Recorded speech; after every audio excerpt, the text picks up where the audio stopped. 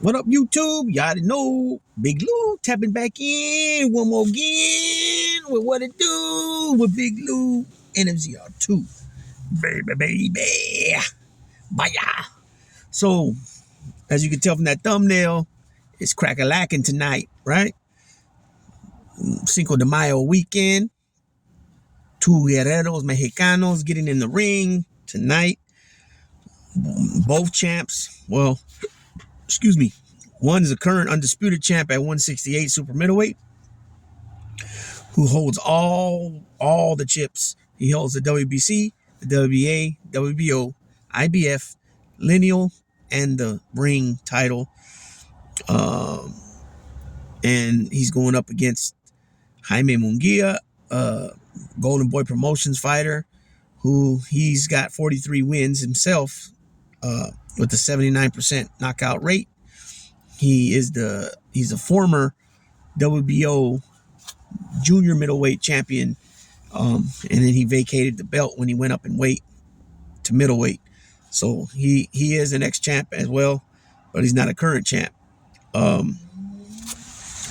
say this: Canelo Alvarez is obviously a superstar in boxing. I've said this before. I still have him as the face of boxing. There's no way in hell I'm putting Gervonta Tank Davis above Canelo Alvarez. He's a four division world titleist with many, and he's held many titles. I think he's got like 10 or 12, between 10 and 12 altogether that he's won, I believe. This guy, started at junior super welterweight, which others call junior middleweight, which is 154. Went up to middleweight, won the WBC title from Miguel Cotto. Then he went up, and then he went and fought. He started fighting at super middleweight, won a belt or two there. Then went up to light heavyweight, knocked out Sergey Kovalev for the, I think it was the IBF light heavyweight title. Came back down and conquered the super middleweight division. And then he made one more run at light heavyweight for the WBA against Dmitry Bivol, but he failed. I think he's really big on the on the bet side. Alvarez is way up, I believe. So far tonight we had Stanionis defeated Gabriel Maestre. He's a champion. Brandon Figueroa also is a champion. He defeated Jesse Magdaleno, 9th round TKO. And Mario Barrios defeated Fabian Maidana, unanimous decision. So that leaves Canelo and Munguia already started. They're in the third round right now, or about to start the third round so far. CBS Sports has it 20. Canelo winning both rounds, the first round and the second round. So it's a 20-18 scorecard thus far. I don't know if Munguia looked a lot bigger, taller wise. But Canelo has been fighting at this weight for a while. And like I just mentioned, he made two fights at 175. Canelo punches very hard, as you've seen with we already knew that, but then we've seen what he did against Jermell Charlo, where Jermell couldn't take it. And he was an undisputed champion at 154. But you're talking 14 pounds. The 14 pounds makes a difference, people. That's why we have weight divisions, right? Even most from the change from one division to another is usually 7 pounds. Sometimes it's 5 pounds, right? Lightweight, 135. The division above it, junior lightweight 130, lightweight 135, junior welterweight 140, and that's 5 pounds, and then it goes boom, 7 pounds to welterweight 147. So that one division can make a big difference. That's why sometimes you'll see guys go up in weight. They had power in the division underneath that they were previously, and then they go up and the power is not the same. Some guys get heavier and they get stronger, and they get, like we seen with Devin Haney, against Regis Burgess, he dropped him. It could just been a lucky punch, or it could have been the fact that he went in there heavier, and the heaviness, calculated into more power. Canelo's been fighting, like I said, at this weight level for a while. Not to mention he was already a hard puncher, and he's the type of guy that will tear up your shoulder. He'll tear you, wherever he can punch you at, he'll hit you, and it's hard, right? Remember Bival's left side of it? I think it was his left side. Yeah, because he was hitting him with his right, so his left side. I don't see. I don't know. I mean, I guess if the way he looked in his last fight, Canelo against Ryder, he came out strong the first half of the fight. He bloodied up Ryder really good, but then he kind of like ran out of gas, and the fight ended up going the distance. I think Munguia got him out of there a lot faster. Munguia's young in his career. Even though he's got 43 pro fights, he's a young man, as you guys can tell. So, Chavez said, Julio Cesar Chavez Sr. said that that Munguia is a warrior as well, but that he believes that he don't have enough experience yet at that weight, that he would have liked to see him fight once or twice at 168 before taking on Canelo. Now, this is the thing with Canelo, like I said earlier, previously in the other video about the De La Hoya beef. Canelo's came out publicly saying he don't want to fight Mexican fighters when it was Benavidez. Now he's fighting Munguia. Now let's be something clear. Benavidez is Mexican, yes, but he's half Mexican and he's half Ecuadorian, right? Which is still Latino, still speaks Spanish, but he's from the United States. He's a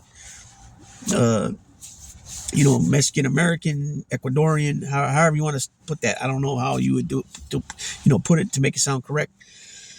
Nonetheless, he fought Mexican fighters even after, he fought Angulo, he fought Chavez Jr. He's, now he's fighting Munguia. So it's not like, he's just totally against fighting Mexican fighters, which doesn't make sense, because at some point you got to fight the best, right?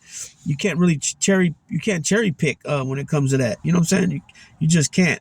But at the same time, I will back up Canelo and say, they try to make clowning that, clown him that he fought all these European fighters. Well, these European fighters had the belts. You know what I'm saying? Billy Joe Saunders, what was it? Callum Smith, or one of the Smith brothers had a belt too.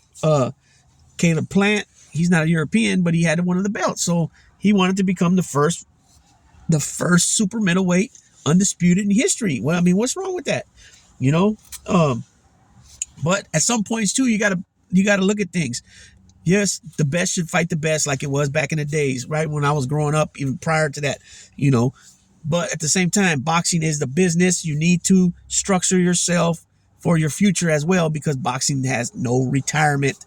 Therefore, what you make while you're fighting, you need to use that money wisely and use it to, invest, whatever you're going to do. But that's what you're going to live off for the rest of your life. So you need to, use that money wisely. So I said that to say this, that boxing is a business. So if you think that you fighting, a guy 3 divisions less than you, Mayweather or Crawford, that it's not, you get nothing out of it if you win. I mean, he has a point there, but then again, it would be a huge payday. But now, is Terrence Crawford really serious about that? Because like I said, again, we seen the damage he did to Jermell Charlo at 2 weight divisions. Now you're talking 3 weight division difference, 21 pounds.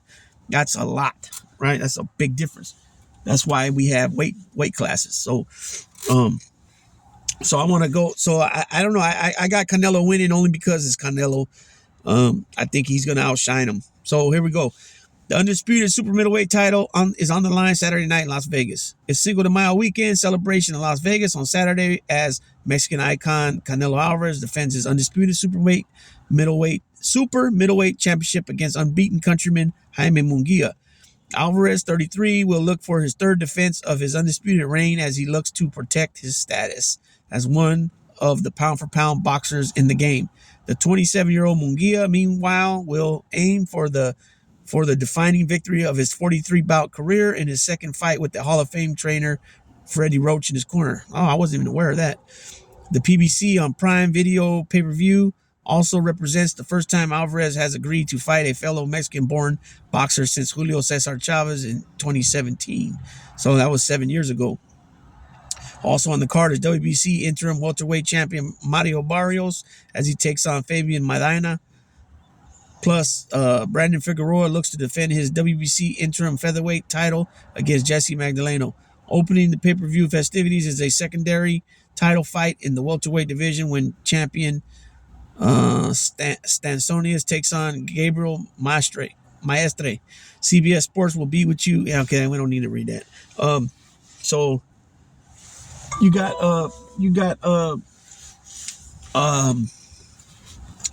Boots Ennis can go after Estonius now. You know, he can go try to lock up all those belts. You know, we'll see what happens. I'll come back with a reaction video after I watch the fight. I'm not watching the fight right now, but I